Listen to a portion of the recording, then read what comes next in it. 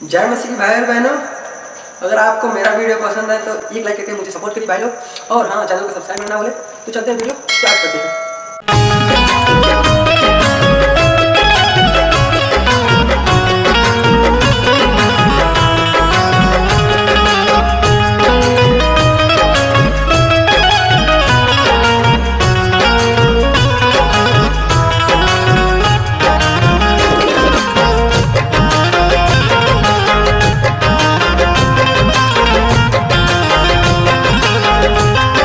यीशु मैं तुझको पुकारूं, दिन रात में आरती उतारूं। प्रभु यीशु मैं तुझको पुकारूं, दिन रात में आरती उतारूं।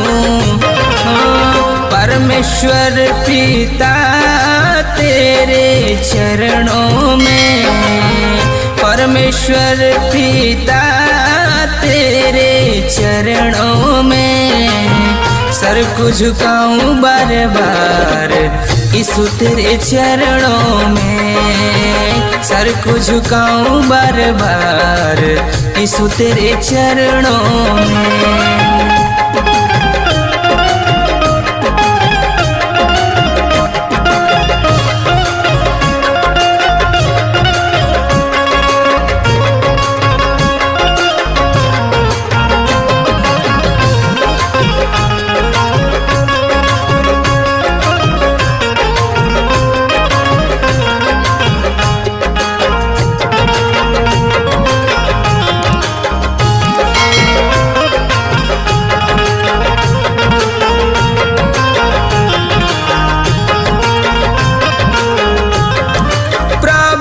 यीशु तू सबका सहारा, इस दुखिया का बन जा सहारा।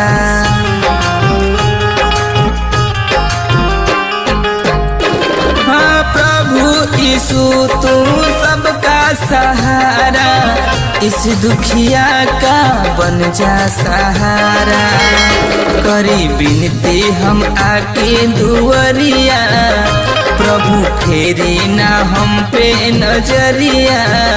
करी विनती हम आके दुआरिया, प्रभु फेरी ना हम पे नजरिया।